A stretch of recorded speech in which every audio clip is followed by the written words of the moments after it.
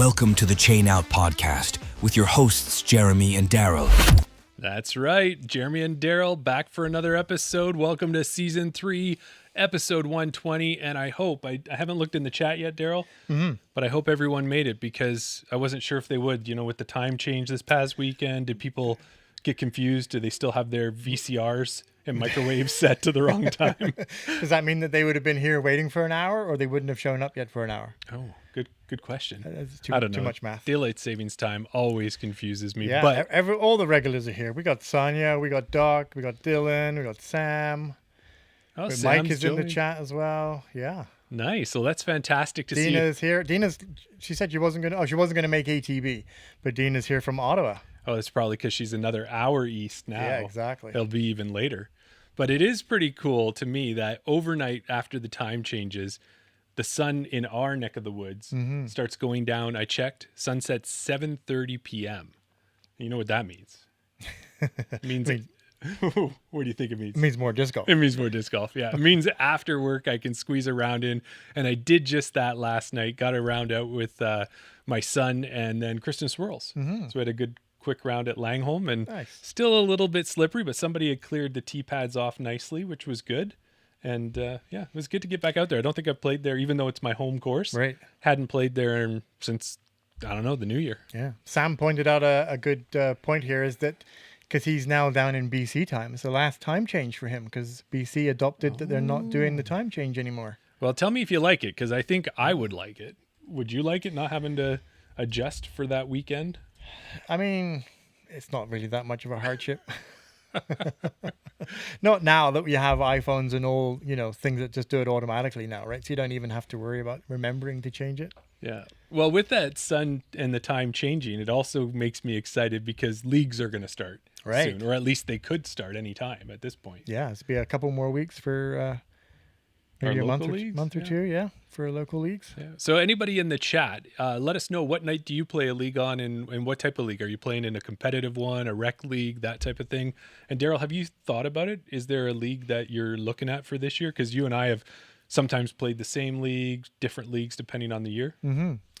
I mean, for me, so out of the Edgar leagues, we have the Monday doubles league, we have the Tuesday rec league, last year we had the PDGA league, which we're not sure if we're going to be doing this year or not, because we need someone to run it. And I would step up, but I'm kind of busy on Wednesdays. Yeah, you do. Thursday is the Rundle League, so I think Rundle League is my go-to league. Yeah. So that's the one I'll be out for. Okay. And then on top of that, of course, there's also a women's only league. Is that on Wednesdays this year? Yeah, it's on Wednesdays, yeah. And I'm thinking, I think I might go back to Rundle because I've kind of bounced back and forth. I did Rundle 2 years ago, and I took a break from it. I think I might get back there, see if I can compete again. They have some pretty good, what do they call it, like feature holes or tee pads every week. They mix things up, and it's pretty good. Sonia says she's doing the women's league this year. Oh, good. Good for you, Sonia. That's awesome. Dylan, I think, is excited for Monday doubles, and he says that we should join. Yeah, well, Statler and Waldorf could be there. And I think I was talking to Josh Kern and Jason, and they said they had a couple buddies who had a doubles team called Statler and Waldorf. So oh, really? Might have to see who is the real Statler and Waldorf. We're not that original? No, not really. Not as much as we think? No. Well, Jeremy, we've had guests on this podcast compete at the World Games. Yes, we have. We have. We've had guests on this podcast to be members of the Disc Golf Hall of Fame. Well, probably as early as last week. Exactly. Recent, yeah, as recent as last week. But tonight we have our first guest who is also an Olympian.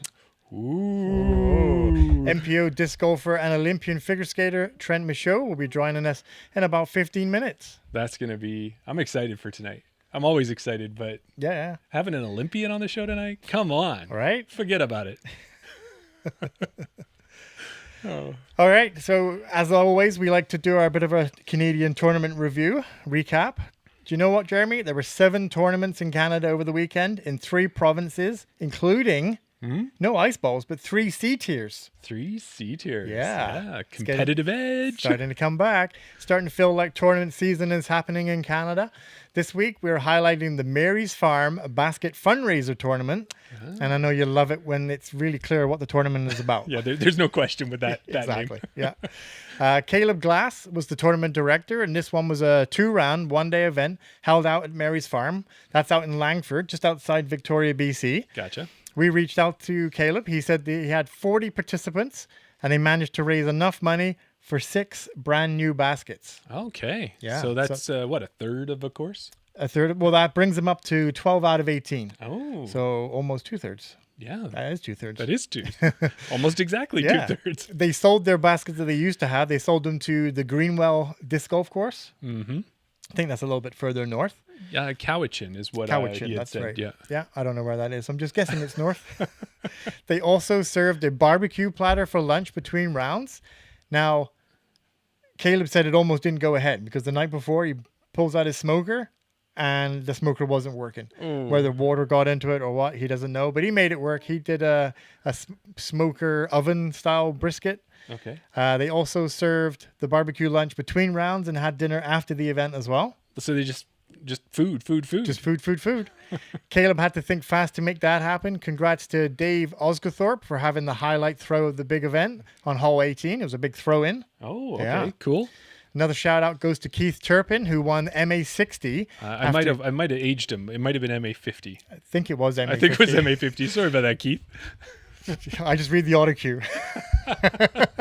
MA50 after coming back from a serious injury last year at that same event. Oh. Yeah. Okay. We love our tournaments paired with breweries, but I think I'd take a barbecue platter. Would you? I would definitely take a There you barbecue. go. How about a barbecue platter and a brewery? Can we get that one going? Sold. I'll be there. Done. Also, we want to promote a tournament if you're starting to look at tournaments for the season. So if you're out in Western Canada, start thinking about the Lost Egg event. So it's taking place August 1st to 3rd in Wayne, Alberta, just outside of Drumheller. Now, this truly is a unique event. We've talked about it on the podcast a number of times, but just to recap a little bit about it for you, it's played beside a ghost town. Wayne is a ghost town, and it's at the end of a road that crosses 11 single-lane metal bridges in the span of 6 kilometers. Do you get that? 11 bridges, 6 kilometers. That's pretty much one every 500 meters. Yeah. And if you're running late, you're going to be in trouble, I think, if you're running late to that tournament. But the course is played on the Hoodoos in the Badlands of Alberta. It's a tonal course, so that's why if you're looking there, you'll see it being an XB tier tournament is because of the tonals. And it's also the 25th anniversary of the tournament. Tournament director Jordan Alway has a ton planned to help celebrate the anniversary, including $5,000 added cash. Nice. Already known, done. $5,000 extra cash. Early registration for women, juniors, and hole sponsors, if you want to sponsor hole, $50, starts at 7 p.m. Mountain on March 15th, while open registration opens up to everyone on March 30th. Should we talk a little bit about pros? Yeah, we should. Okay, before we go south of the border, I want to give a quick shout out. Somebody who's been on the podcast, a friend of the podcast. We've met this person. Not only have they been on the podcast, not only are they a friend of the podcast, they're a Hall of Famer. Ooh. Yeah. Elaine King. Yes. She will be at the Foxwood Open running one of her legendary clinics. She did a clinic out at Nationals. She's coming back up for Foxwood. Go check out Disc Golf Scene and register for her tournament there. Well, and I had heard when the Nationals won, when she did that, some of the people who participated, she just helped them. I think it was, I'm trying to remember who it was, Karen Martell maybe. It was someone like that where she wasn't really throwing a forehand and Elaine had her throwing a forehand. I think it was for Karen. the tournament. Yeah. But the Disc Golf Pro Tour, they had a week off, but this coming week, they're going to be at the 2026 MVP Big Easy Open presented by Flight Factory. And that's taking place in Jefferson Parish, Louisiana at the Grand Cypress Bayou course. It's easy for you to say. Let me just catch my breath. It does not look like we have any Canadians at the tournament this weekend, but it will still be one to watch if you've seen any of the practice rounds. This one looks like it's going to be a different course than anything else. They tried to make it hard, and I think it's going to be a hard course. It's going to be a hard tournament. Oh, yeah. Yeah. For one, it has those amazing cypress trees. Have you seen those? With all the big roots coming out of the bottom. It looks like it's floating almost. It looks like it's trying to walk away or something. Exactly. Yeah. Looks like the bottom 3 feet that kind of grew out of the ground when the water was there, but they've since dried the course out. Secondly, Yeah. it has Hoke design tee pads. Have you seen the new tee pads? I think I saw it worded as Lego spaceships. Yeah. Is essentially what they are. Yeah, they are crazy. I mean, it makes sense when you think about it, but I don't know if they'd be able to fit them on every course just because of how big they are. But the back end of the tee pad gives you so much run up. It has 11 of these new tee pads on this course. Okay. Yeah. So much space to run up and for James Conrad to follow through on. Yes. That was, I think, everybody's first thought when they saw all that extra space. James is going to be happy. James will be fine. Yeah, he'll be good. Well, Chain Out, your podcast, your favorite disc golf podcast, is sponsored. We got 2 amazing store sponsors this year. We've got BR Disc Golf. Brendan and the team there are doing lots for the sport. They just finished putting on an Alberta Big Putt contest for everybody in a putting league here. And I thought it was the 2026 leaders, but the local Edmonton putting club organizer here beside me had told me that it is official, right? It's official. It's official. Unless there's any people who don't have 10 rounds out, maybe. Who knows? Potentially. But anyways, we'll talk about the winners there at the moment as we know them. Dan Dupree's in the men's competitive, Jana Olsen in the women's competitive, Mark Thompson in the men's amateur. You recognizing these names? I am. And Josie Keller in the women's amateur. So congratulations. And, I like to start looking onto the websites of our sponsors and seeing if I can find any cool little gems. Yeah. So on BR Disc Golfs, I found the BR Disc Golf flight towels. You mean like that one right behind me there? Yeah. Still got lots of them with the BR towel, and it's got that little piece of disc, and then you just take that with you out to the course. Yeah. You don't have to throw any discs and go retrieve them to warm up. You just use your towel, get some whip and snap going, Exactly. get your arm all ready to go. So you can pick those up at BR Disc Golf. And then from Disc Republic, Jason and the team over there, they got a ton of Ledgestone Wave 1 discs released. So I was taking a look at those. There's a lot of cool discs there, including a titanium color shift buzz. And I don't know if you saw this. So what it is you look at it and it looks like one color. And then I think when it hits the sun, then the colors in the design, they brighten up and you actually see different colors. So that was really cool. And then also a stiff crystal confetti sting.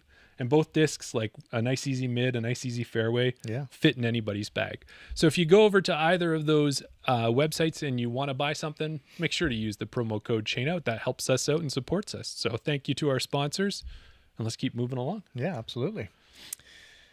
Well, I know we teased it last week, Jeremy, but we will get it up this week for sure. I promise. Okay. We have another giveaway coming.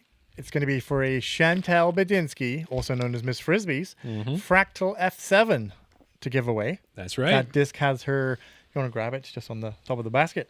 That disc has her bear stamp and it's signed. And not only that, there you go. Not only that, we also have a signed Chantal Bedinsky Brixton card as well. We'll be giving those away. And we also have a Project 15 sticker to throw in. And a Chain Out magnet. Apparently.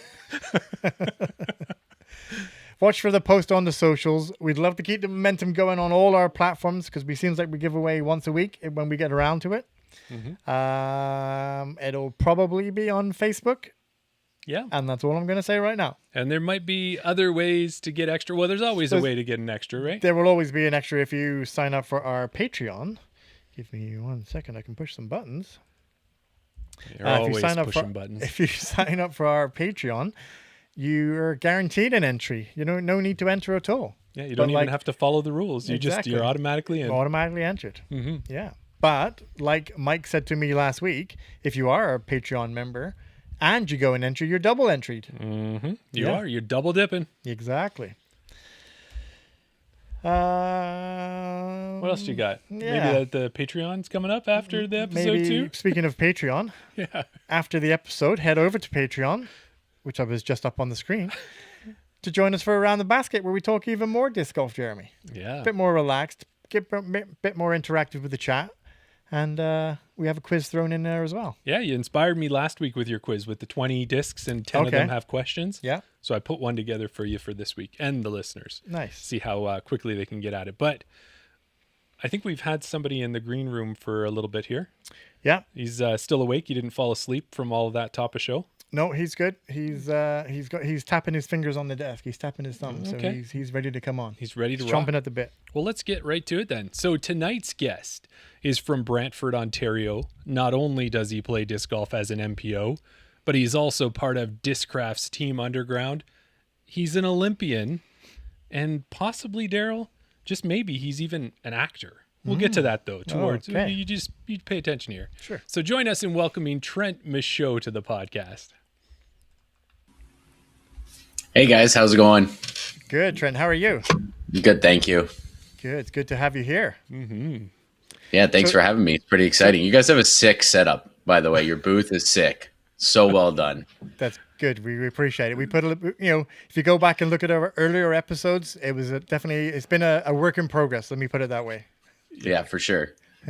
Well, we've gone all the way to Trent with to that is we've gone to what we have today, but starting out with AirPods scratching on hoodies and webcams. and webcams. Yeah. Yeah, in separate locations. Yeah, no background, no nothing. Yeah, we've definitely come a long way. But as Jeremy said there, it's you're from Brantford, Ontario. Is that where you're joining us from tonight? Yes, yeah, that's where I am. Yeah, just sitting in my bedroom at home right now. Nice. Awesome. Yeah. Jeremy says UDisc says that Brantford is ranked as the 4th best disc golf city in Ontario, and it looks Really? It does. It says that. Can you believe it? That's cool. It's not shocking, honestly. We're very lucky here. I mean, I live 3 minutes away from Mohawk Park, which is a great, just public course. Shorts in the winter, longs in the summer are pretty great, and then 13 minutes away from Paris, which I believe is the most played course in Ontario. And then we have a private 36-hole disc golf course, which is Winter Farms, just 7 minutes away from my house. And then if you go out to like the 45 minutes into the hour, there's so many courses within that range from here. So that actually makes sense of why it's 4th. Okay. spoiled for choice. Yeah, definitely. And you mentioned Winter Farms there.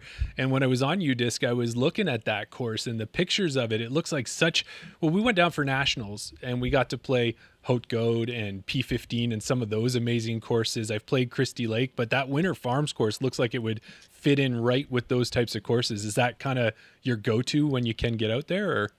Yeah, for sure. I'm very lucky. One of my close disc golf friends and friends in general, they are the ones who own the property and work on the property and run it. So Spencer and the Winter family, they do a great job with the property and they're constantly trying to improve it. And it's just a lot of fun. It's one of the most challenging courses we have around. And with it being 36 holes, there's the long bombers, which are a little bit more open in the fields and everything. So you get to stretch out the arm as much as you can. And then you go into the woods, which even the woods are punishing as punishing can get sometimes. And it's just a great course. So, I'm very lucky that it's 8 minutes away and get to play it quite often with my friends. And I know the work that goes into that course. So I'm very grateful for that to be so close to us. Nice. That's awesome. Yeah. Yeah. Well, it looks like, looking at with the weather forecast, looks like you've been getting some warmer weather out that way now. Have you had a chance to get out recently and play? Yeah, so the past 2 days, so not today, but yesterday was 18 degrees. So I was out at Paris playing, and then the night before it was like 10, 15 degrees. It was so windy that night, but still, who cares? I was playing in shorts both days and a t-shirt. It doesn't matter. So it's been nice. It's exciting to see that the warm weather is on the way, and it's dipping back down a little bit, but I got to play disc golf in shorts twice in the past 2 days, so I can't complain. Yeah. I'm a little jealous about the shorts part. I've been out to play, but still bundled up a little bit. Shoveling off tee pad still. Yeah, still watching some. Well, Trent, on the Chain Out podcast, we always want to find out how our guests got into disc golf, but we do it a little different. We don't just ask you how you got in.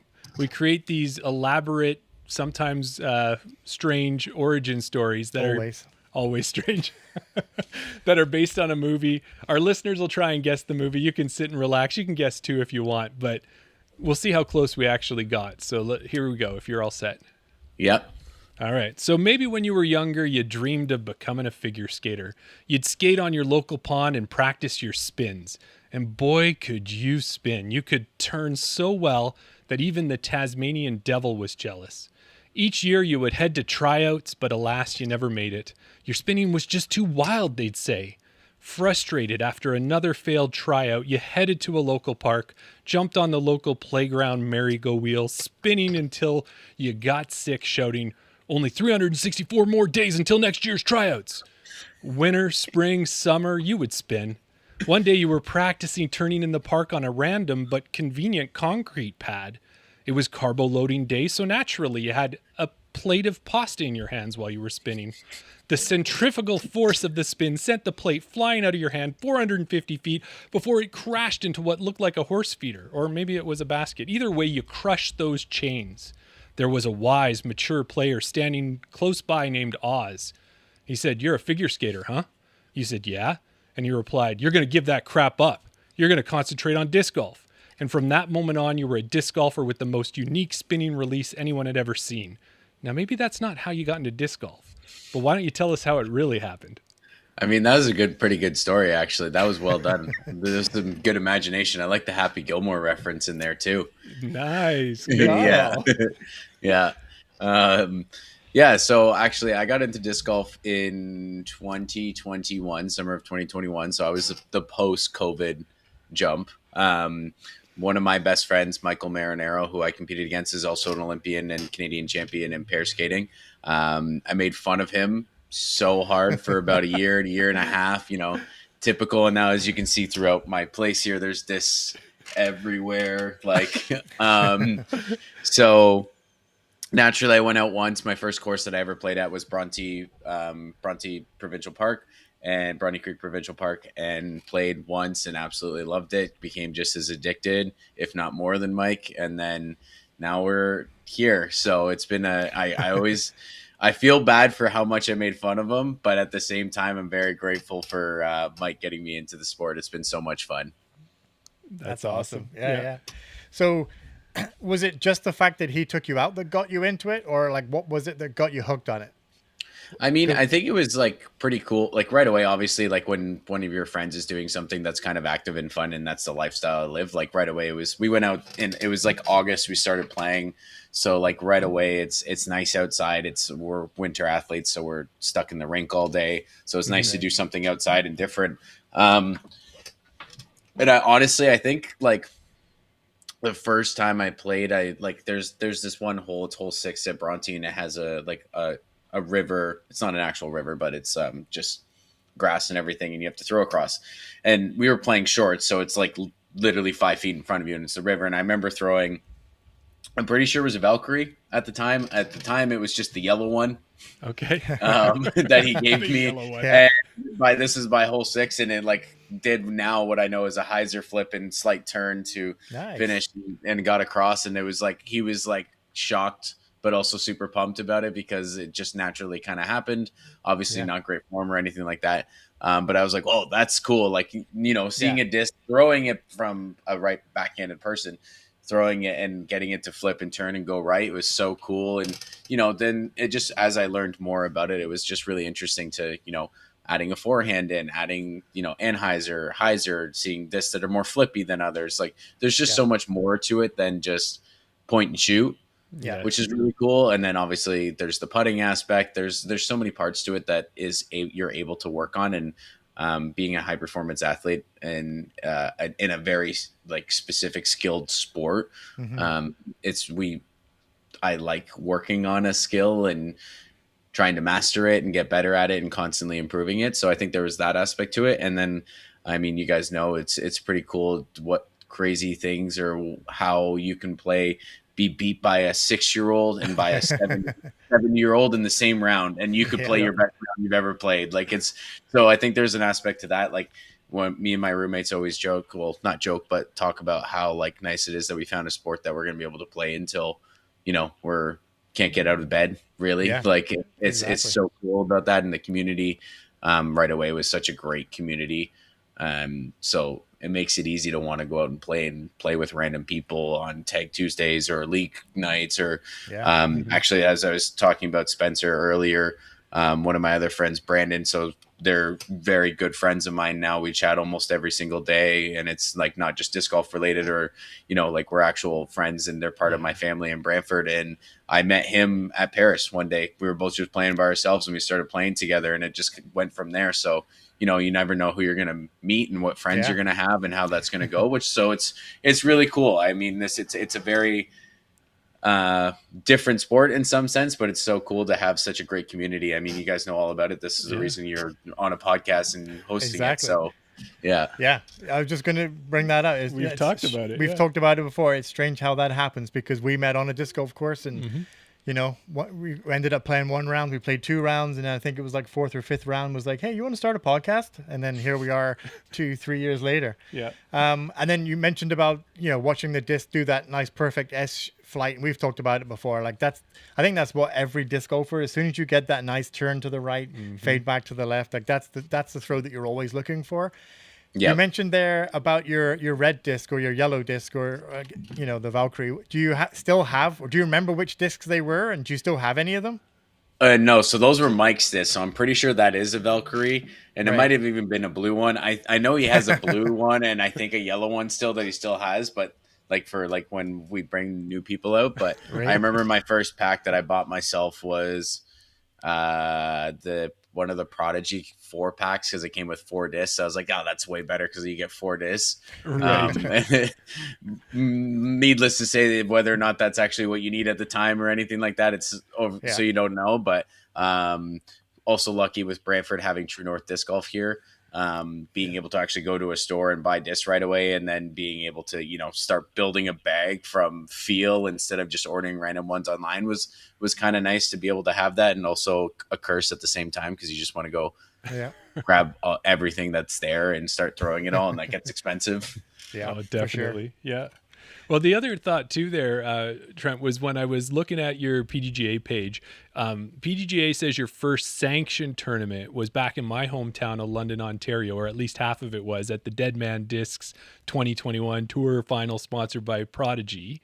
Now, when you were playing in that one, do you remember being that first kind of sanctioned tournament where you're going to 2 courses and doing all that? Did that hook you right away? Was it like immediately as soon as you played a tournament like that, you went from seeing the disc flying and getting you hooked on disc golf to getting hooked on competitive disc golf? Is that how it worked, or what do you remember? Yeah, I mean, being a competitive athlete, just in my bones, I wanted to, play tournaments right away, and it was pretty cool. So before that, I had done like a flex tournament at one of the courses at St. Thomas at not Waterworks. What's the other one? VA Barry. VA Barry. Yeah. It was VA Barry it was a Dead Man disc like Flex Tour one. So that was actually, I played that with my buddy Mike. That was the very first time I beat him. So that was also very nice. But we're just competitive people. So I think in general, being able to play tournaments and also being able to play tournaments, like those were pretty low cost at the time, and there still are lots of tournaments that are low cost. That was like, oh, this is really cool. And it also gave me an aspect of, what I love about skating is the connection with other people in the community and everything. And also reminded me a little bit of like my track and field days from high school for some reason, because it kind of feels like a track and field meet. Everybody shows up at the beginning. Everyone's kind of around there all day, but events are going on and everything. Like it has that sort of vibe to it, which was cool. And then the athlete in me was like, okay, yeah, I want to get better. There's ratings here. How do I want to, improve my ratings? And just kind of get lost into all that aspect of it. So it was just very cool and very fun to have that for the first tournament. So it was nice to have like a starting off point. And then right away I was like, not that I did great or anything in MA2 at that event, but right away I was like, okay, I'm going to go MA1. Like that's where the best like of the amateurs are. I'm going to start there because I want to be, push myself as much as I can and want to play with those people that are better than me to improve myself and see what, I need to do to get better and just throw myself into those competitive situations to gain experience. And so I started off into MA1 the next year right after that. Yeah, exactly. And that kind of leads perfectly into my next question is, like you said, you started in MA2, you worked up to MA1. Last year you started the year in MA1, but then you jumped up at the Forest City Open to MPO. Is that kind of your same thought process there, as you wanted to compete with the best? Yeah, for sure. I think I was kind of planning on being MA1 all of last season and then maybe starting to dip more into MPO this year. Just because I wasn't getting enough of the practice that I wanted to in with, getting ready for the Olympics this season. that sport kind of takes its place, a little bit more. So just because I wanted to be more consistent, when I'm lucky enough to be friends with Oz, who I'm pretty sure everyone knows who Oz is, Yeah. and be around him so much and being able to see, his consistency of how good he is, and just not being at that level yet. And I know he's got a lot more time in the sport than I do, but just that competitiveness in me, it was like, yeah, the MPO players are quite consistent. Alexa, turn my bedroom lights on. There we go. That's better. So, that was part of it when I looked at the MPO, and like, I do want to be an MPO player, and was like, okay, I want to get my consistency up and whatnot. So I was going to do MA1 throughout the entire season to start, but then I started off the season and won King's Forest Open. And then I moved on to the Four Fathers tournament, and I came second, and then I won Bronte the Beast. And I was like, okay, my rating's taking a big jump. I should move up into MPO for the remaining, because I knew I wasn't going to play too many more tournaments throughout the season as well, just because, like I said, we were getting ready for the game, so we were starting to compete earlier than we normally do and everything. So so I decided to make the jump, and that's where I want to be anyway. So it was like, okay, yeah, we're just a little ahead of schedule, but so now it's full bore MPO. It is. There you go. Yeah, and taking cash at that event, taking fourth place behind MPOs like Joe Van Der Veen, Ezra Lockington. I think you made the right decision stepping up there. Yeah, thank you. Yeah. I hope you, I know we say that we don't like taking up too much of your time, but I hope you didn't set a timer for your lights to be like, okay, that's enough. Yeah, no, I promise. Yeah, no, it's the normal, they're set to go off at 9:30. Remind me, start getting ready for bed. Yeah. You can be sitting here playing video games and oh, yeah, it's time to start getting ready for bed. That's a good indicator. Yeah. That's fair. Yeah. Yeah, so like Joe Van Der Veen, quite a player, Ezra Lockington, and like, so as you're starting to play some of those MPO events, what's the biggest difference that you've noticed between MA1 and MPO in the divisions and the competition? Because I think you play a lot of maybe the same layouts, but are you noticing something different about how the MPOs play compared to the MA1s? I mean, when you're looking at like the top, like I would say the top players, so like you're more... If in MA1, like the guys you're seeing near the top most of the time, what they're able to do isn't necessarily too much different than what the MPO players can do, but the MPO players are just more consistent. They're hardly missing 20 to 30 footers. Right. Whereas MA1, like you're like, oh, okay, I made 70%. That's a pretty good day for the most, not everyone, but like for the most part, like you're like, okay, sweet. But the top MPO players, you're not missing putts within the circle for like 90% of them, right? Like that's a big difference. And then just your consistency of the shots, just being able to, like, they're just a little bit more confident in what lines they're trying to hit. And so that, I would say that's probably the biggest difference, is definitely the consistency of the putting and just the knowledge of what shot shape they need to use or utilize, because MPO players still get into trouble too, but they're just also, once again, have been playing for so much longer and have the repertoire of like shots that they've had to repeat over and over again, of being able to save their par, get their birdie still from whatever position they're in. So that's one of the things that I would say is probably the biggest difference that I noticed. Like there obviously can be distance levels just for with some of them, because we do have some guys in MPO and especially in Ontario who throw really, really far. But I think the putting aspect comes into it more. Yeah, that's fair. Makes sense. Yeah, I think it's what, the way we look at it is we'll talk about it when we're throwing hyzers and we're like, oh yeah, I'm going to put this on a little hyzer. And the angle we put on is so drastic that it wasn't a little hyzer, where they can probably dial in by 1 degree if they need to, just to make that slight change. Yeah, exactly. I played with Marty Handel at the doubles tournament, the King Forest doubles tournament, that the Golden Horseshoe doubles tournament that starts. And so that's, just asking him questions, because I'm picking his brain, because obviously he's one of the best of Canada as well. Yes. And it's one of those things too, knowing the knowledge. And he's like, and understanding the difference of like when it's colder, what your disc is going to do, when it's X, Y, like, just like so that's also just a knowledge thing from playing from a long time. What your discs are going to do when it's colder, or vice versa, if you need to change things. So I think that's also a part of it. It's just normally when you're an MPO, you've been playing longer, so you just understand. You have a bigger toolbox to use. Yeah, for sure. Well, it's awesome that you do mention Marty because he's done so much to help Ontario MPOs as well. Because Thomas and him spent a lot of time together as Thomas was coming up through the ranks, and he's a great guy to have. And Oz as well. Like, you are flush with pros and mentors to be around you, so you're going to be in good hands that way.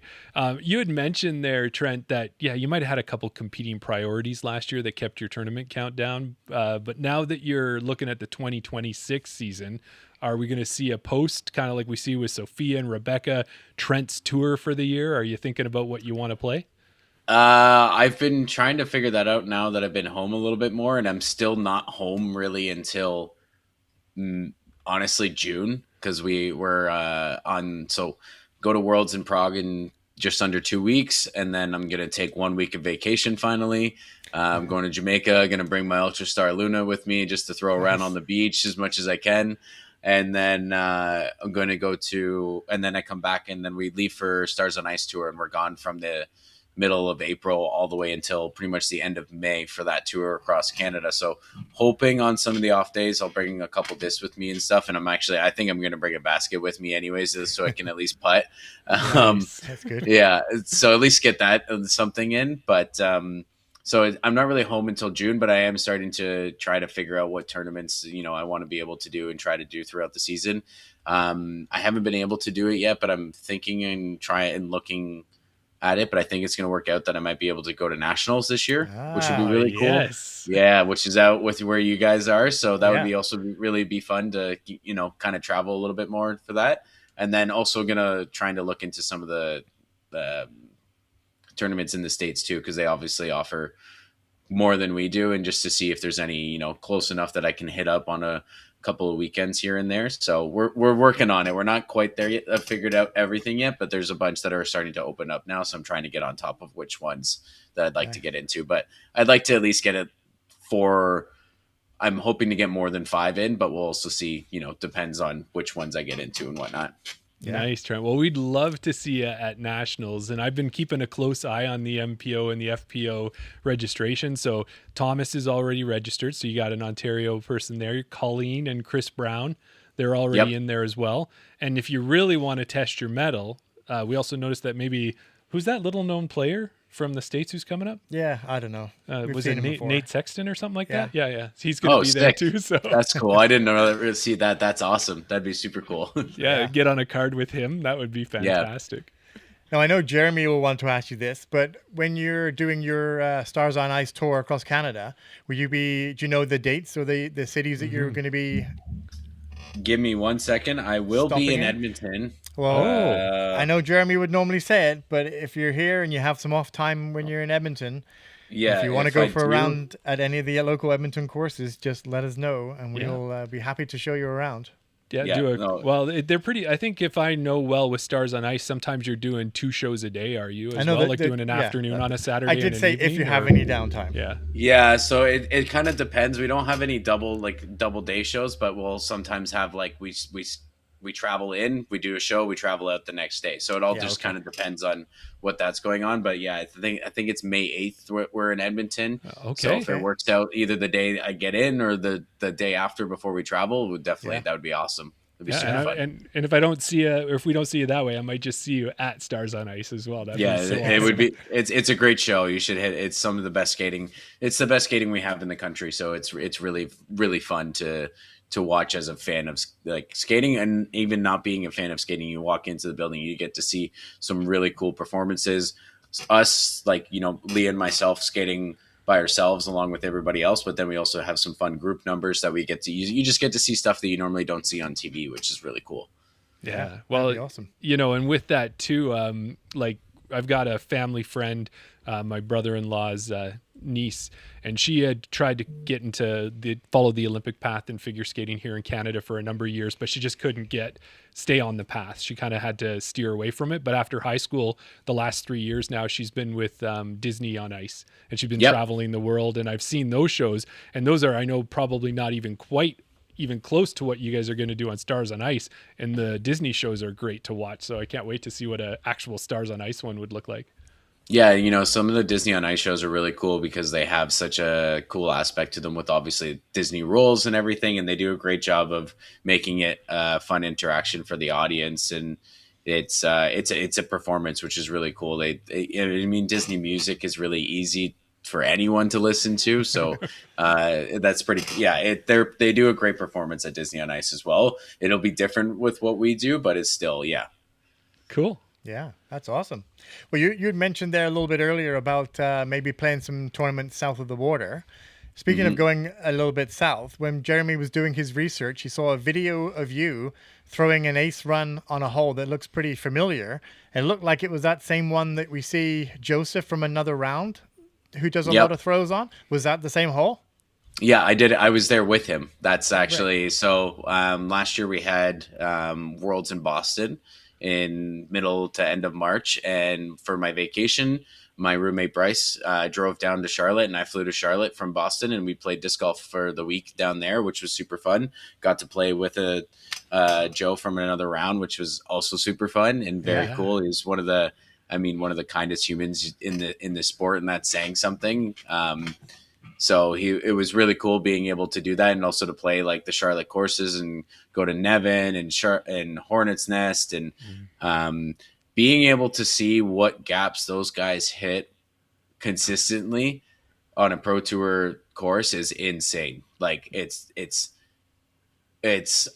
you can understand why people come out of Charlotte and are that good. Why there's so many pros that come out of Charlotte and are so good, because the courses, they're just built different in a sense. That's the best way to put it. So Yeah.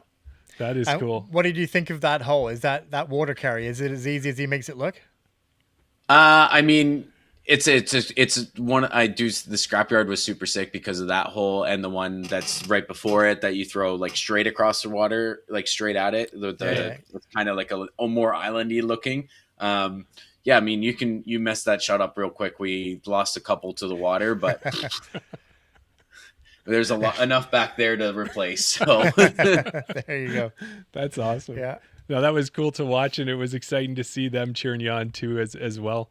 Now, in one of your recent posts, we saw that this year you're going to be part of Discraft's Team Underground, and we wanted to say congratulations first. That's amazing to get a sponsor with a disc golf company, and tell us about how that came about.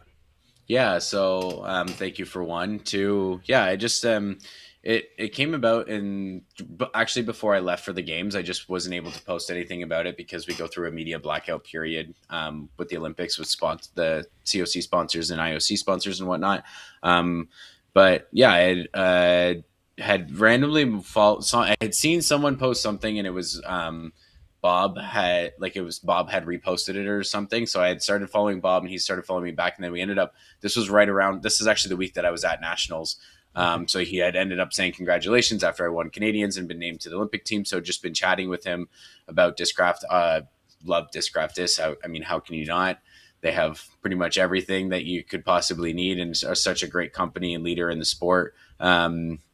So I'd just been talking about it and asked him about, the underground program or underground team and how to kind of go about with that if I wanted to try to get onto it.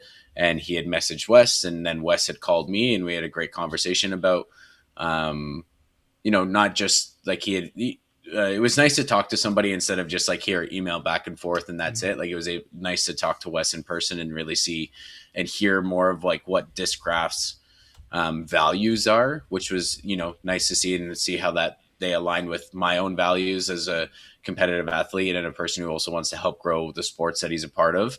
And yeah, so then I'm on the Discraft Underground team. So huge shout out to Bob and to Wes for giving me this opportunity into Discraft. It's been pretty cool so far. I've had to relearn some slots in my bag and everything, but I'm excited to see how it grows this partnership grows from here on out. Yeah. Cool. Yeah. That was one of my questions I was going to ask you. Is you mentioned that, you started with the Prodigy set. Obviously, you must have been throwing open bag for all those times. Did you have a lot of Discraft in your bag prior to that? Like, were you familiar with a lot of their molds anyway? Yeah, it was. Lunas are one of my favorite throwing putters, I think, of all time. And then the zone, like the Get Freaky zone, has been a staple in my bag pretty much since the year I started playing. That's how I learned to throw a better forehand with. I think I have more aces with zones than I do with any other disc. And then, just like there was like some other ones back and forth between, as players do, trying out different distance drivers and mids and everything. Buzz SS has been in my bag for a while just because I think it's one of the most fun flippy discs to use for a mid range. And they have so many great molds. I've been really loving going back and forth between Venom and Forces, figuring out which ones that I like for, different shot shapes and what they're doing and everything. And so I think that's more of where I've been figuring out of like, I'm not as familiar with some of like the plastic differences for the drivers. Right. I was already pretty much using all the mids, and their mid lineup is pretty easy. You go Buzz SS, Buzz OS. And you're pretty well set. Yeah, it's pretty simple. And then for the fairways, I throw a Sagara, have an Undertaker in there just in case, and then Raptor in the Hallex, and then I'm pretty much straight into the drivers from there. So right. Was there any discs? I mean, obviously, you had a lot of discs in your bag, but now that you're on the team, whether you've had a chance to really look at a lot of their molds, but is there any molds that you've kind of never thrown, but you're looking forward to throwing? Yeah, there's a couple more that I still want to try out. Like I want to try to like some Predators and to have that crazy overstable. One of them actually I didn't have before was the Nuke OS, and that thing is a great glidey beefcake. Okay. Like it wants to get down, but it's really nice to have for those like crazy chop forehand or like like flex shots through the woods, or you just need to throw something on hyzer. You need to make sure it doesn't burn over. And then there's just some other ones that they have so many in the lineups that I just haven't gotten really to the chance to try out yet or play with. So just excited to see what some of the other molds are like, but for the most part, the staples were already kind of in there, and now it's just kind of tinkering with fairways. I would say would be the next ones that I'm going to be kind of like tinkering with a little bit more. But yeah. Cool. It's always good not to change your bag too much. You want to keep it pretty consistent. Yeah, exactly. Yeah, when I came back from the games, obviously my allotment was here when I waited to come home. So right away, I just put all the discs that I wanted to try. I pretty much took any of the ones that I'd already had in my bag that were Discraft 2 and just took them all out and put all in the whole new bag, like of the allotment, just to try them. And at first, it was like I haven't played in a month, really, realistically, month and a half almost, just because of the weather and everything here. And not wanting to hurt myself before nationals or the Olympics, just in case. And so get out to the course and start playing. And I'm like, I don't know if this is the disc doing this or if this is just me throwing like poop right now. And then slowly now we're back to normal throwing and improving on that. So now we're knowing what the discs are actually doing for me. That's awesome. Well, Trent, is there any chance we could see a Trennt Michaud stamp disc this year? And if so, what mold would you choose, unless you can't give that away? Actually, I do have a disc that will be like a custom stamp coming out soon. So nice. It's in the works. It'll be a couple more weeks by the time I get it still. And I decided to do 4 molds. Okay. I didn't want to just stick with one disc because I figured, I also like throwing new discs, and it would be kind of cool to have my own like versions of some of these. So they're 4 pretty popular molds and 4 molds that I throw. So I figured that was the best way to do it. And then everybody can, get to throw what I love to throw, as well as, they're probably already throwing it. So it's just an easier grab for them. Yeah. That's awesome. That's one thing that I always find when you see the Tour Series discs come out from the pros, and then you see them on the coverage and all that, and they're not even throwing their own Tour Series mold. And I'm like, why are you sponsoring that mold when you don't even throw it? Right. So it's I'm actually excited for this year when you say that. Like I don't really watch TV. I watch disc golf on YouTube and everything, as I think we all do. Exactly. And one of the things I'd noticed this year, just from watching, I was literally just watching Ezra and Goose's doubles battle with Macbeth and AB. And there's actually quite a few that I've been seeing that are throwing this year's Tour Series molds in their bags from the past 2 events. So I'm also interested to try them with they look sick. But Ezra's been throwing, he's got a couple in his bag that are like one of his nukes. And then I can't remember what the other one that he was using, but there's a couple of this year's. Yeah, did he have that OTB one with his EZ face on it? I think. Did he have? Yeah, too? there was definitely a couple this year that I've seen so far of them actually playing with them, not just. So yeah, we'll see. The plastic looks super sick. Oh yeah. Yeah. Well, and when those do come out, we'll be watching for it for sure. But make sure to let us know. We'll pump it out to everybody as well, and so they know how to get their hands on that disc or on one of those 4 discs. Maybe all 4. Be great. Maybe all 4. Maybe all 4. Yeah. Hey, you started with a 4-pack. This could be someone That's else's true. 4-pack to start with. Yeah, it's a relatively friendly 4-pack. I would say it's usable. There you go. Good. Well, we had a question in the chat, and it kind of leads us into the next question for me from Brendan. And also what we want to know is that we've got one of our Calgary FPOs, Amber Chase, also on Team Underground this year.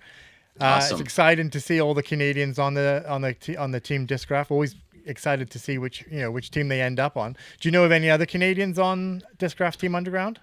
Not right now. No, I just had been trying to. Now there's some things in our group they're pumping out, getting to know new members or old members and stuff. So that's just starting to come out. So hopefully I'll be able to connect with some of those more now soon. Right. Yeah.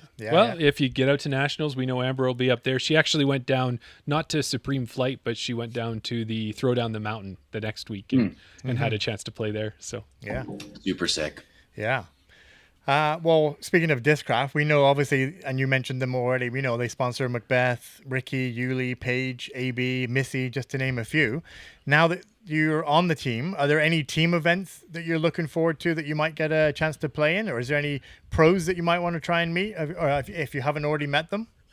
Yeah, I mean, there's I'm very lucky that so Disc Golf Pro Tour. I'm sure we're gonna get to talk about it later, but they had posted my video that I had posted from the Olympics and had said if I get the chance to get out to any events this year that they would be glad to help out and XYZ. So I definitely am gonna try to get out to some Pro Tour events this year because I've never been to one. The only one that I've been to was the Q Plus series last year at Hoko, which was super sick to see a bunch of them playing live and obviously going to one of trying to get to one of the bigger Pro Tour stops or even Worlds this year with it being in Detroit is not that far away. And so I would like to get to watch, some of my favorites in person. I've been very lucky. Paul Macbeth follows me on Instagram now, and I've chatted with him on Instagram. And Ezra Aderhold gave a big shout out to me on his account on his story after I got named to the team as well. So, as some of my favorite pros have messaged me, which is really cool. Nice. It was a little fangirling. So, it's been pretty cool. But I would love to get out to some. I would like to get down. That's one of those things I want to look at the tour schedule and see when I was saying with. To see if there's any of those even flex events around the tour that I would be able to go down and watch the tour and then play a tournament down there or something as well. Just, figuring out my schedule when I get home and sit for 2 seconds after Worlds to figure that all out. Yeah, it's always it's going to be a good way to get a message from Ezra when on your Team Discraft Underground post you're holding a nuke. Yeah. It was a good plug to help with that one, right? Yeah, exactly. Yeah. Well, and on top of that, what's really cool too, and we're going to move right into the Olympics here, but just seeing how everything is relative, and the fact that there are so many people who probably fanboy when they get to see you and go, Trennt Michaud, that Olympic athlete, did you see what he did? And then seeing you fanboying over the pros just like we do, it can go full circle, right? Yeah. So that's pretty cool that way. But it may come as a surprise, Trent, to some people here, to some of our listeners. But you're not only a disc golfer. You also dabble in figure skating. We've kind of been alluding a bit to that. So growing up in Brantford, which is also Wayne Gretzky's hometown, for those who didn't know, did you ever think of playing hockey, or was it always figure skating right from the start? So I actually I'm from Belleville originally. I've lived in Brantford since 2017, so 9 years now. I was going to be a hockey player. That did not turn out that way. So I actually got kicked out of Timbits hockey. I could not skate worth a crap. would throw my stick at kids, punch, kick, trip, the whole 9 yards if someone took the puck from me. So at the end of that season, they had asked my mom and my grandparents, he needs to learn how to skate before he comes back because he's a danger and disruptions to all the other children on the ice. So are we saying there really is a bit of a Happy Gilmore tie here? I'm Oh starting yeah, to see. there definitely is. Yeah, that was me. I just to throw a baseball at me was probably better. So then I ended up going into the can skate program. My grandparents put me into the can skate program in Belleville at the Quinny Skating Club. Ended up going through that with all eyes on going back to hockey at some point. And then, it turned into, I tried figure skating 1 year after the year-end ice show after watching another boy do figure skating. And then a year or two later, I started figure skating. And then a year or two later, my coach that I had was like, "Hey, do you want to try pair skating?" Went home at the time and YouTube, because YouTube had like just come out pretty much, and I remember it worked okay because my stepdad at the time he had a business that he was running from home, so we had the high speed business internet, so it didn't have to worry about dial up and watching a YouTube video. But I had watched Jamie Sally and David Peltier's 2002 Salt Lake performance, which I mean is it literally changed our sport. And right then and there, I knew I wanted to be a pair skater and go to the Olympics. And I'm a pair skater and just came home from the Olympics. So pretty cool. Yeah. It's really cool. Absolutely. Well, I think it's pretty clear and pretty obvious that you made the right choice looking at all your figure skating accomplishments, including a national title and, of course, your most recent trip to Milano Cortina, the Winter Olympics. Now, I know this might be hard, but I'm sure you've been asked this a number of times. Are you able to put it into words what that experience was like competing in the Olympics and representing Canada?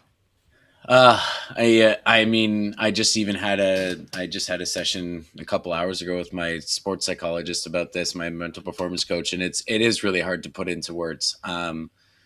It was a dream for so long that it's kind of twofold. When we got there, I felt really calm. I felt like this is where we were meant to be. This was part of the plan, because it's been a goal now, a realistic goal for so long, and we'd done everything that we needed to prepare for it. But the little kid, 10-year-old Trent inside of me was freaking out for 2.5 weeks of like, this is so freaking cool. Like, I'm at the Olympics. And then when I take the step back from being, an elite athlete and trying to do the best and being locked in on what I need to do, and I take the step back, it's a pretty crazy thing. Mm-hmm. There's a stat where it's like 0.00015% of people go to the Olympics. Wow. So when you look at it in that sense, it's such a crazy thing. And I was very lucky, obviously, to be Canadian, to be born in Canada, and it's the greatest nation there is, and obviously there's biasness to that, but the way that the Canadians stand behind their Olympic athletes and their athletes, it's insane. I was flying to Milan and had an older couple beside me on the plane, and they were in tears of joy just being, for me, for going to the Olympics, not knowing who I am even at the start of the conversation, but just like literally in tears of joy because they know, it takes so much work and so much sacrifice, and seeing meeting random people who, once again, don't know your name, but they know that you're an Olympian for Canada, and seeing the joy in their face, how proud they are. And you can tell by the way that they're talking to you. They're not just blowing smoke up your ass. Like they're being legit when they're saying how proud of you they are and how much they support us and the rest of the team. And I mean, I've been recognized almost every day since I've gotten home, either as an Olympian or somebody would be like, I watched you on TV. You were so amazing. Thank you for representing our country so well. So to say that, we wear the maple leaf on our back and we can feel the country on our back and supporting us is an understatement. So it was one of the coolest experiences. And one of the reasons that I wanted to go to the Olympics was obviously because it's the pinnacle of our sport, but to be a Canadian Olympian means something so special. And I'm grateful. And I just hope that I inspired other people, and I inspired, the next generation of skaters, and just did everyone proud. That was the biggest thing of going into this. And so I just want to say thank you to all the Canadians out there who support their athletes and continue to do so, because, you know, you make this experience for us that much better. Oh, Amazing. so well said. Yeah. Yeah. And you know, Trent, you're talking tears of joy in that there. And I'm telling you, last night as I'm preparing, there's so much I was looking at about Trennt Michaud, and I watched yours and Leah's pairs short program again last night. And I'm not afraid to say that I was welling up and there was a tear coming down, because I was just so proud watching it again about how amazing that you both performed, and what I couldn't even imagine, but like, how great was it when you sat there, you'd nailed that performance, and then you see that 74.6 score show up? Like, what was that like? Like, was it just, you know, you could kind of see it in there, but we don't know what's inside your head at that moment. I mean, when we go out and skate, we we always try to skate for ourselves, because at the end of the day, we can only control what we do. And one of our things that we do is that we want to make ourselves proud for as soon as we're done skating. So when we finish skating, that's what we could control. And you can see it in reactions on our face. We were really proud of ourselves. We were so happy for how we had skated. Because that's the part that we can control. We can do those things, and then the marks can be out of your hands. Obviously, you have to do X, Y, and Z to be able to get the marks that you want. And we know if we feel proud and happy with how we skate, we're going to be able to get the marks that we want to be in the position that we want. So to see the 74, you know, get a PB and by almost 4 points was huge. Because that's what we believe we are able to be in that group of the last group in top group of the world.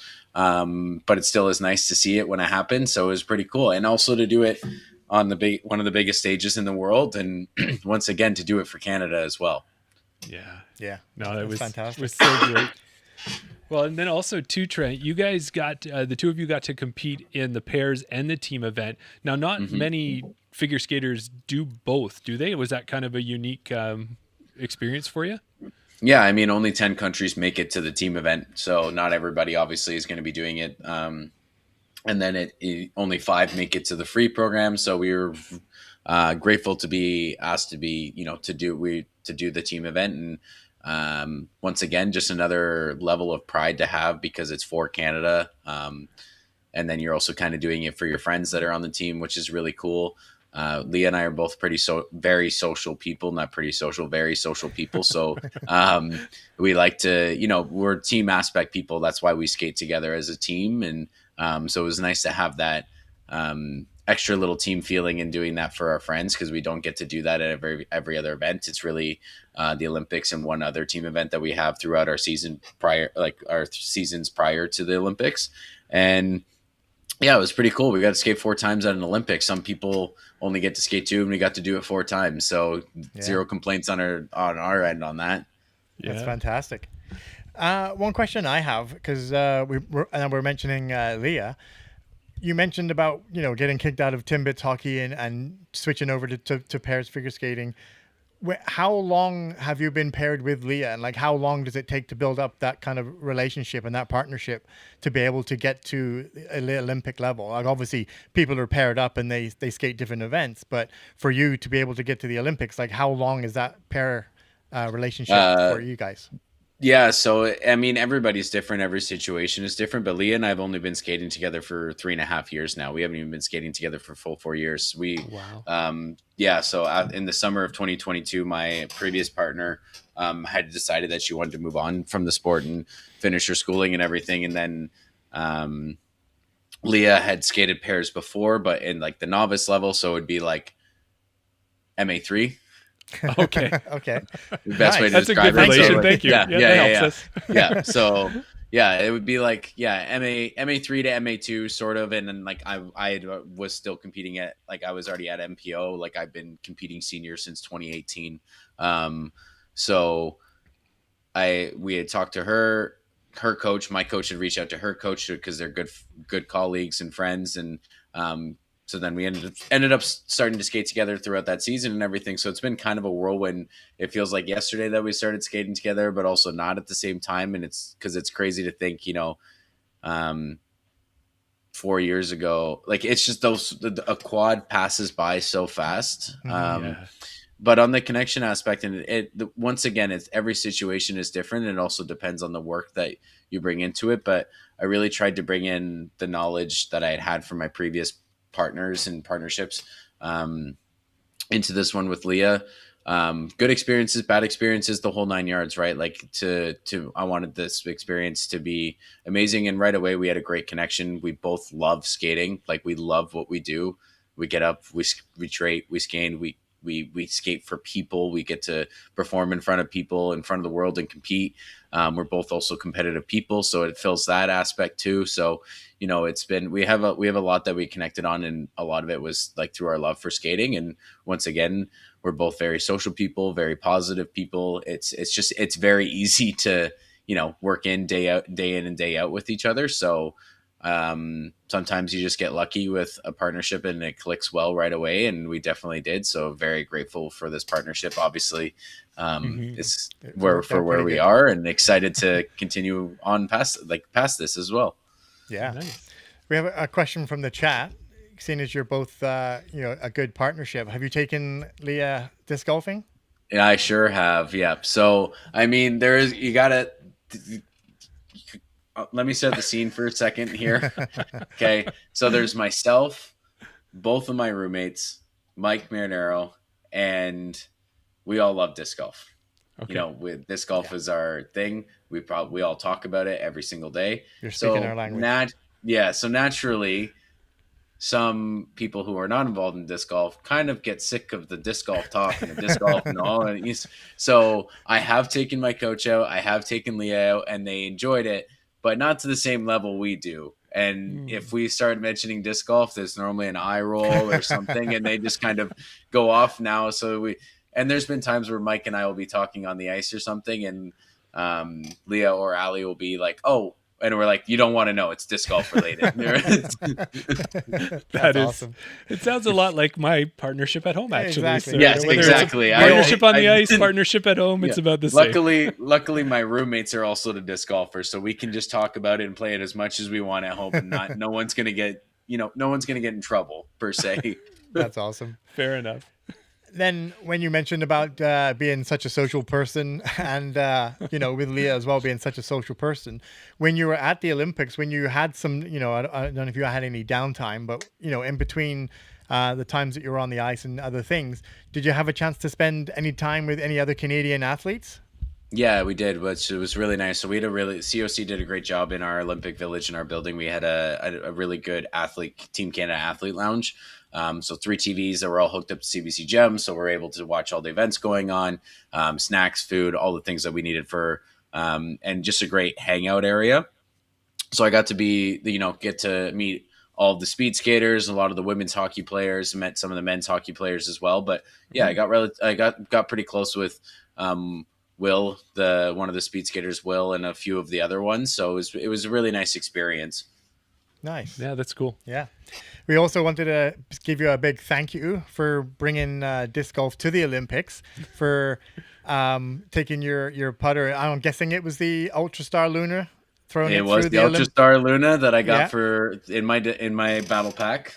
Nice. Was that the only disc that you brought with you, or did you have other ones as well? No, I just brought that one with me, just knowing that I wouldn't be able to really go or look for courses or anything. So I was just... Also, the Ultra Luna is a little bit easier for non-disc golf people to kind of throw and catch. So I was I was putting out some of my friends, just trying to hit them in the chest, like I'm like, that's relative basket height. So working on that, and they're kind of throwing it more like a Frisbee, quote unquote. So it's a good disc to have for travel purposes that way. Yeah, that's awesome. For people that haven't seen it, go check out Trent's Instagram or any of his social posts. You'll see it. Yeah. Yeah, no, it was awesome. And that's why we were wondering if it was that one disc, because I could see you going, I got this idea, but whose disc is going to be the lucky one to go through the Olympic rings? Yeah, it had to be a Luna, right? Yeah. Well, and we got to get you to tell us the truth here. Let's get the behind the scenes. Was that the first shot? And then on top of that, was that actually the ring you were aiming for, or were you aiming for the left and it just happened to go through that one? So I had done one before that I had it made it through, but it wasn't really great. I like kind of nicked it, and it was like kind of like a half throw Okay. at it, and I was like, and it also went a little too far because the building wasn't that far away behind it, and there were still people walking around and everything. Yeah. I was like, if I full send through this thing, one, if I hit the ring, that my disc is screwed. Two, I might hit someone. So that's why I kind of went to like the throw putt at the end. And that was the one I was aiming for. I was trying to go through the middle to make it look more, picturesque right through right down the gap. I was going to ask you if you had somebody go behind the rings and like stop everybody so that you could make the throw, make the post. No, I only had one camera guy with me, so I just had to deal with what I had. Yeah, that's fair. That's awesome. Well, it really did seem to go viral, at least in the disc golf community, but I think it even reached beyond that. Now, after it was done and it was out there, did you hear from security or did anyone at the Olympics say, hey, guy, you can't be throwing discs through the rings or anything? No, nope, nothing like that? No one said anything to me, so it worked out well. It did its purpose. That's perfect. Were there any other moments too, Trent, that really stood out for you at the Olympics that we didn't talk about? Was there anything that was like kind of beyond all the performances on the ice, and that was there anything else that really stood out for you? I mean, I like a lot of it was just like hanging out with, getting closer with all the other athletes in the athlete village. Obviously in our Team Canada lounge, that was a really great spot for that. I was at the Canada Czechia game, so that was really cool. I mean, the Finland game and the USA game were both obviously also very entertaining, but I thought the Canada-Czechia game was like both teams were firing on all cylinders for 60 minutes, and it was just like so great. Such great hockey on both ends. Then scoring an OT winner. What's more exciting than that in hockey? So that was really cool. And yeah, I mean, it was just like, I really like one of my favorite things is every day just walking by the rings, and that's where I let like a little bit of that 10-year-old self out of yeah, this is really cool. Like the 10-year-old, like I'm at the freaking Olympics. This is awesome. Like, so, for the rest of it, yeah, there was just like little moments like that I think that really stood out. But some of those biggest ones were just like the support that I received from the all of Canada, which was really, really cool. Yeah, that's fantastic. Great. Now, when it comes to skating and to disc golf, is there much of a crossover? Like, is there any figure skating skills that you can use into your disc golf? I mean, it's one of those things that we have to use different body parts at different times together or separated. So, which you have to do in disc golf as well. So that I think gives us an advantage. I got some pretty big legs from skating, which also I think gives me an advantage. It's interesting because for most people, they jump from right to left, so counterclockwise. Mm-hmm. So I actually developed the timing with my hips for a forehand, like a power forehand, right, a little bit easier than I did a backhand, just because that's the rotation that I do daily. Yeah. So I think that also is helpful. Not that I throw an AB far on a forehand, but just the natural mechanical timing of it. Makes it easier for that side of things. But like I said, I think it's just I think it definitely helps just being able to, stop certain body parts and moving and then timing things together, because we have to do the same thing on a lot of different elements that we have in skating. And yeah, just having some big legs to help throw a disc and be able to walk a lot. That's fair. Yeah. Because there is something to be said about just the fact of, you get on a course with a lot of elevation and just not being tired after a day of playing disc golf. Like, I think 4 hours on the course. Yeah. I think it's starting to show a little bit more, but like part of the reason why AB is so good is because he's athletic and he's also taking care of his body. And like you see, he's working out almost probably just as much as Ezra, and those guys are able to play all the events and they're not injured because they do those things. Like it's a huge part of strength and conditioning is injury prevention. You're building muscles, yes, to be better at your sport, but to also be able to protect your body. And I think that's one of the reasons why AB is obviously young and Ezra's pretty young too, but like they both take care of that aspect so much that they're able to stay less prone to injuries, as well as, be able to do the 3, 4, 5 round tournaments every other week or every week and keep throwing 600 feet, literally, both of them. It's crazy. Yeah, it's crazy for sure. AB and Ezra both work out together.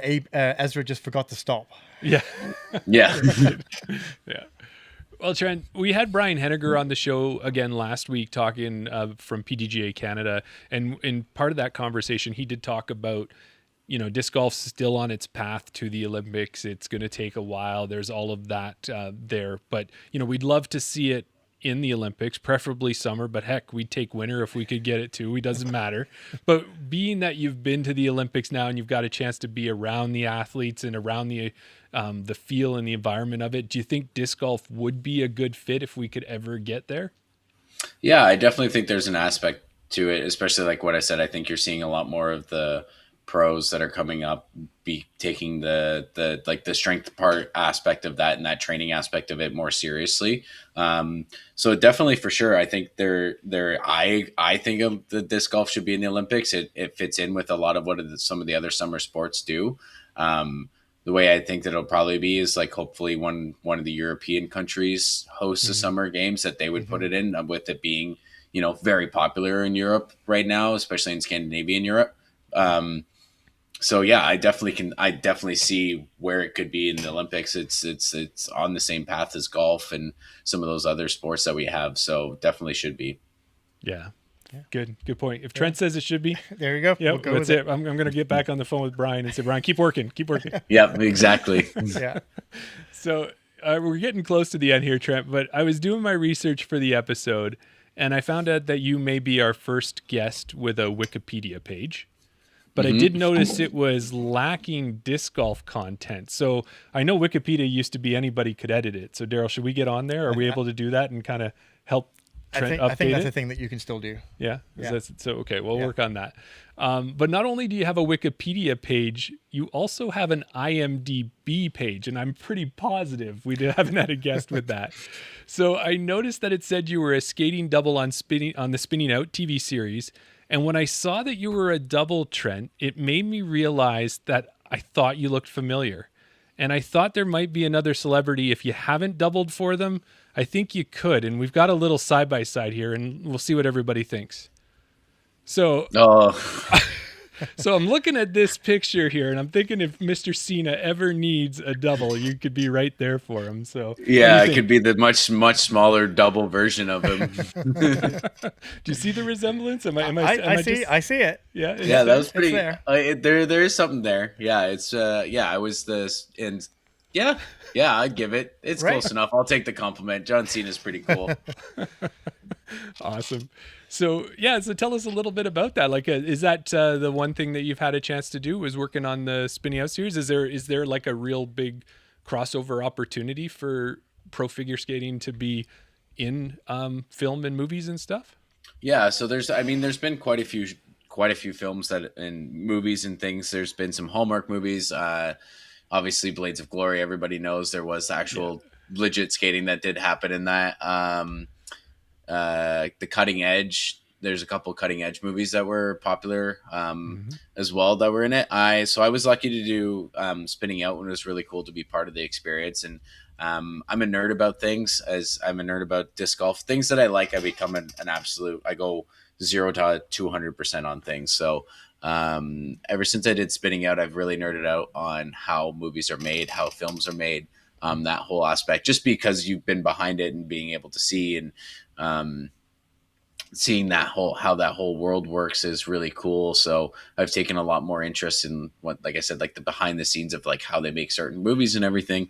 And then I was also lucky enough to join the Actor Union because of that. So part of the Actor Union. And then I was able to do another show. I was actually in season 4 of The Boys. And so that was a pretty cool experience. I had done the Netflix show Spinning Out.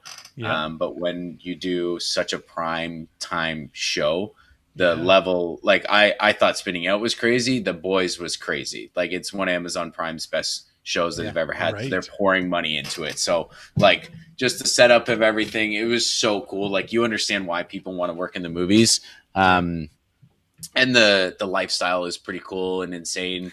And once again, it's just like the money's really good. Like you see how people get caught up in it, but it's also a small world. Cause like even when I did spinning out, I had one of the ADs that I had was also my AD for the boys, as well as some of the camera guys, and they remembered me and had followed my skating career since we had done that. So it was really cool, to be able to connect with that. And it's just, it's always nice when people remember who you are, and I remembered them right away, which was great. So it was really cool to see those guys, and it was just a pretty cool experience.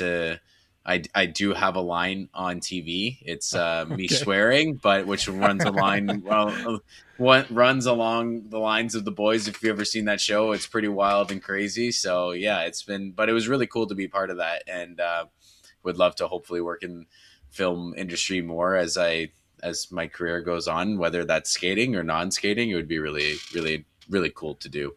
That's awesome. Yeah. Well, let us maybe know. with Mr. Cena. Maybe I can play. Let's see if we get it hooked up. A multiverse version of him somehow or something. I'm thinking a big budget disc golf movie, Macbeth, the story.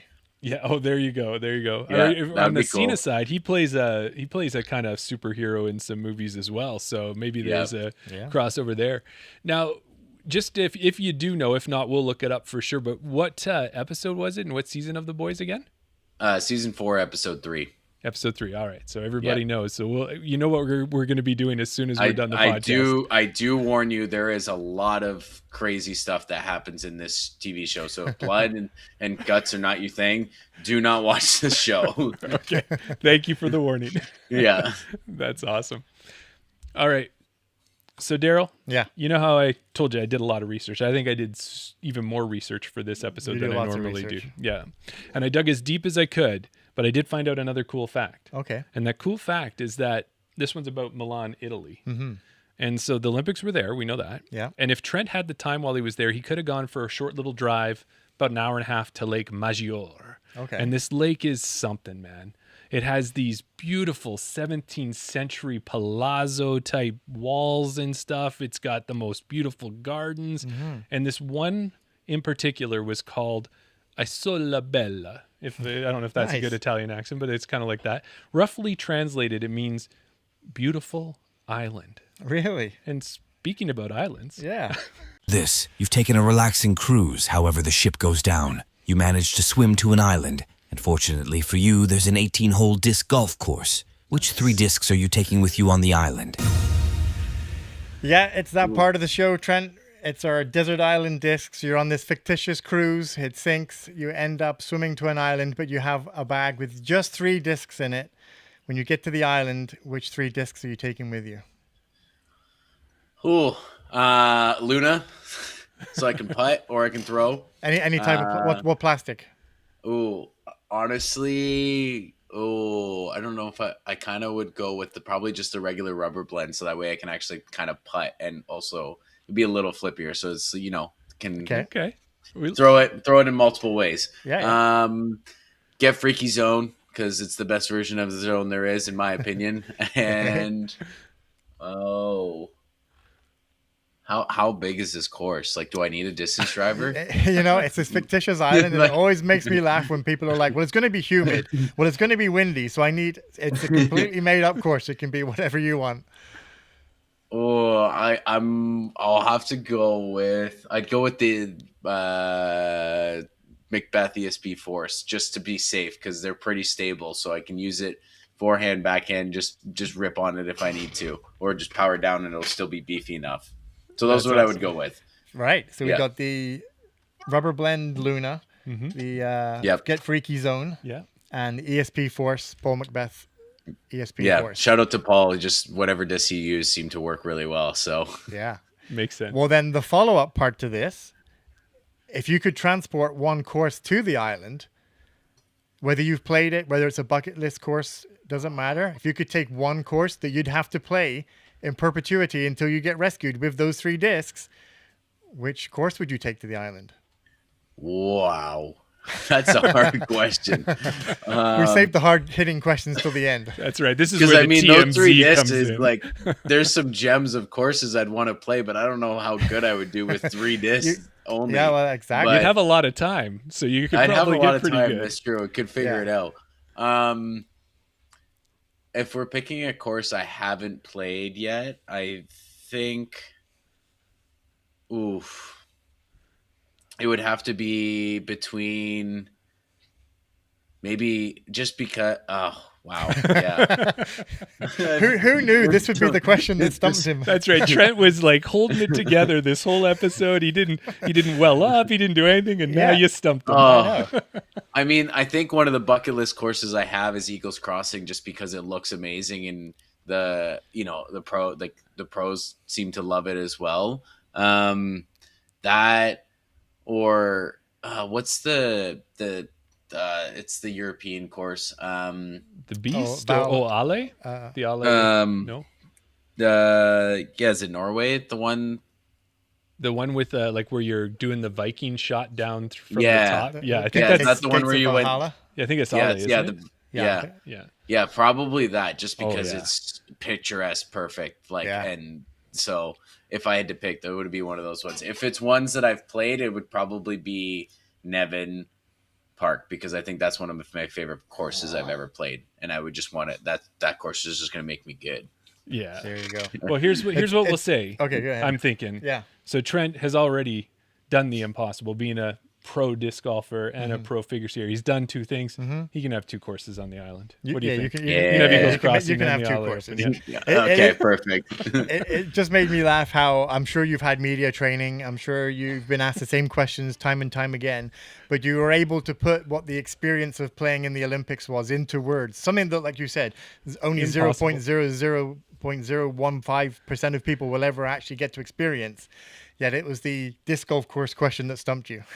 Yeah, that's a hard one, man. I have there's so many of these pro tour courses that look amazing. You try to pick one in your head, like when someone asks you at the flip of a hat, you're not ready for it. No, and that's it, because it's like you did good. I You can did good. only You take answered it. one. I know. But we have had answers where we had one person who was a disc golf designer, a course designer.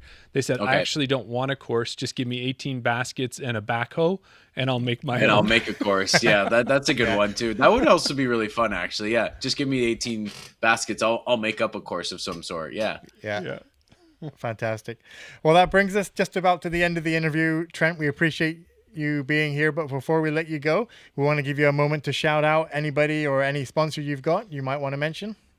Yeah, so obviously big shout out to Bob and Wes and Team Discraft for being, and the underground team. Thank you very much for for partnering up with me, and we'll see where this journey goes. I'm really excited about that. Also shout out to Team Slingshot. Coach T has been helping me rework my form for about a year and a bit now, and he's part of the reason why one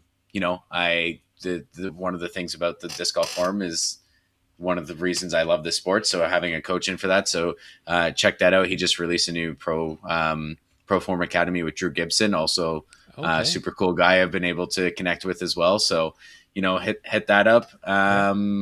And then, just shout out to all of our local courses and friends, and shout out to the boys.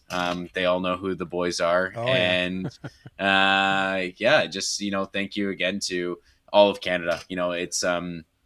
It's pretty cool to be a Canadian athlete. It's really cool to be a Canadian Olympian. And, I could not do this. We could not do this without the support that everybody has, gives these athletes along their journey. And I'm excited to hopefully bring you guys along for more of a journey in skating and also disc golf. So thank you guys very much. And yes, you put it in there. Shout out to Sport Check, who has been, I've been working there since I was 15 years old and have sponsored me for the past 15 years as an athlete and an employee. So thank you very much. And so thank you guys. And thanks for having me on. This has been super fun. And once again, you guys are doing a great job, one for the community and your whole setup and everything. It's been really, really enjoyable to be on here. Cool. Well, Perfect. thank you for Thank that, you. Trent. And we did talk about it just real briefly before we even got on the air there while you were in the green room. Did you want to shout out that you've actually dabbled in podcasts in the past too? Is that something you want to bring up at all? Yeah, for sure. I had a podcast with Mike Marinero, the guy who got me into disc golf. We actually talk about disc golf, and the first time I beat him and everything on there in the podcast. So it is the Ice Lab podcast. We did run it for 6 months back then. Obviously, we've taken a 4-year hiatus from it, but we do plan on bringing it back into some capacity soon. It's just life is crazy, but I'm excited to get back to it. And before it was a lot of skating based and, just trying to bring people into the world of amateur athletes, and would like to continue doing that. And now that we have so much more of a disc golf reach, I would also like to incorporate some disc golfers and people into that as well. So you can check it out at Isolab Podcast on anywhere that you can consume your podcast platform. So all right. Awesome. Well, I'm always driving to work and driving home. I'm always looking for new things to listen to.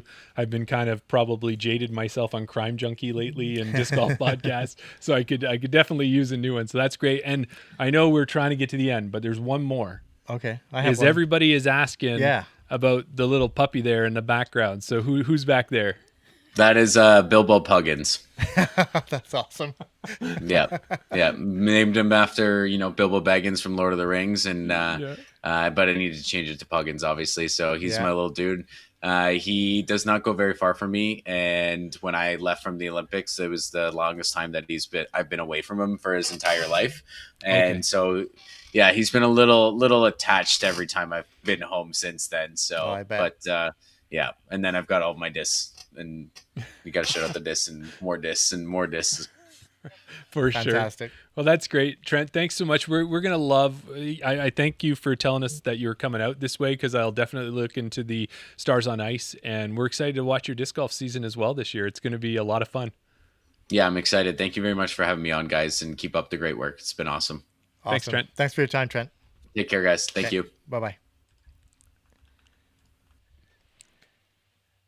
Wow. Hey. It's amazing. Our first Olympic athlete and disc golfer on the show. Yeah. Another first.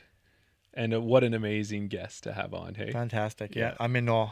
I am. And, Brendan said it. Great interview, guys. Yeah, that's all Trent. We're just here to help facilitate. He did all the heavy lifting, I think. Yeah. Yeah, for sure. That's right. So, but no, just like that passion for disc golf, and like, how could you, it's like so relatable. He's on the ice chatting with Mike, and they're talking about disc golf. Right. And then people come by. What are you guys doing? Talking about disc golf? Yeah, you don't want to roll know. their eyes. Yeah. Who hasn't, as a disc golfer, who hasn't had that experience with somebody in their life? Yeah. It's like, I wonder where you were going with that, because you're like, it's so relatable that, and then like, he's an Olympic athlete. no, that's not that part. 0.00015%. How is that relatable? Just the part about the eye roll. Yeah, no, 'Cause exactly. I think we've all come to that point. It's like, are you really asking about disc golf, or are you just courtesy asking about disc golf? I've got to kind of recognize which one it is. How much I can talk to you about disc golf. What level do you want me to go into this? That's right. Yeah. What are you doing? I'm just throwing frisbees. Exactly. That's your level. Okay. Do you want me to get to Heiser and Heiser? Are we at that level? Exactly. If I say S curve, does that mean anything to you? Yeah. No, it was amazing. It's so great. I appreciate having Trent on. And if he comes out to nationals, that'll be fantastic. Yeah. It looks See like we're him going to up get there? a few chances to see him this year. We got Stars on Stars Ice. on Ice coming to Edmonton. Nationals, he'll be in Grand Prairie, so it'll be another couple of times we get to see him up there. Oh, it'd be so Yeah. great. And that's, when you think about it too, is nationals is it was already shaping up to be a great event. And I know even, Brian chimed in on our YouTube video from last week and was mentioning, we were talking, somebody put the comment in there about the Western versus Eastern. And we've talked about that before, Right. and said, we really got to work Canada so big. How do we get everybody talked about there? it a lot I've before. talked about it. But Brian kind of chimed in and says, we still got to work on that. We don't have very many people from Quebec coming to nationals, but I think we still got time. And I know from what Sam and Dylan had said is that they have those 3 courses up in Grand Prairie. And I think if they filled up quick, they'd have the ability to make some space. So I'm not speaking on their behalf, but I know that they had said they would see what they needed to do, right? Because they wanted to have that biggest, best. Sure. Yeah, we'll see. I'm not talking on their behalf, but it would be exciting to see for sure. Moving along. Secret word. We need a secret word. We need a secret word from the chat. It'd You've be listened easy to the- just be Bilbo Puggins. Bilbo that would Pug- show you'd been watching to the end of the episode. Exactly. I mean, I almost don't want to get a secret word from the chat. I think Bilbo Puggins speaks volumes. It's a great word. It means you've listened to the end of the show. You could do the boys. You mentioned the boys in 2 different ways. Yeah, There. you could do the boys, and as then in the was boys. on the boys. Yeah. So, The boys and Bilbo Puggins. yeah, those things for sure. Luna Ultrastar, Yeah. that could be one. But I don't know if anything beats Bilbo Puggins. Yeah, I know. That was pretty awesome. All right. So drop Bilbo Puggins in the chat. Or In the not in the comments. chat, in the In the comments on the comments. YouTube. Yeah, leave a video comment there. on this video, And and yeah, we'll know that you watched it to the end. But don't just say Bilbo Just- Puggins. Put it in a yeah, a sentence. Make it fun. Make it funny. Yeah. And we'll do the same. As funny as you can, of course. I Exactly. think I'm funny. I'm never funny, but I think I'm funny. Well, we appreciate you if you're watching it this far. And if you haven't already, head over to YouTube while you're getting ready to put that comment on the video and make sure you hit that subscribe button. You can follow us on Instagram, on Facebook. You can friend Jeremy and Daryl on Facebook. Apparently so. Yeah, we're in a relationship and it's complicated. That's how you'll know you've got the right account. Like, comment, all of that. And if you want to support us further, you can head over to Patreon, where you can join us for many different levels, including free. And you'll get the link to join for our Around the Baskets. And as we mentioned earlier, if you are a paid member of Patreon, you always get free entry into all of our contests. And we've been doing a little dibbling, a little dabbling on some jersey designs and things like that. So when they come out, you'll be the first to know on Patreon as well. So I think I got my ramble. Did I do good? You did. You All did right, good. Good. I'm just keeping up with the buttons. Yeah. So join us on Around the Basket. We're going to have more disc golf talk. I got a quiz ready for Daryl and the chat, and you can participate in that. Interact with us. It's always more of an interaction with the chat. We want to get you guys involved. So, but Daryl, it's drop time. We need a theme song for that. It's time for drop. No? Dad rap. Dad rap drop.